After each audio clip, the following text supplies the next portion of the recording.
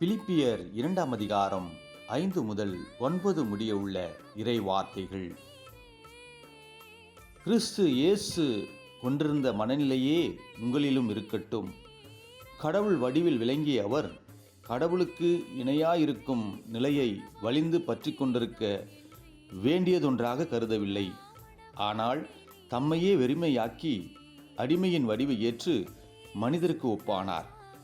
மனித உருவில் தோன்றி சாவை ஏற்கும் அளவுக்கு, அதுவும் சிலுவை சாவையே ஏற்கும் அளவுக்கு கீழ்ப்படிந்து தம்மையே தாழ்த்தி கொண்டார். எனவே கடவுளும் அவரை மிகவும் உயர்த்தி எப்பெயருக்கும் மேலான பெயரை அவருக்கு அருளினார். ஆமென்.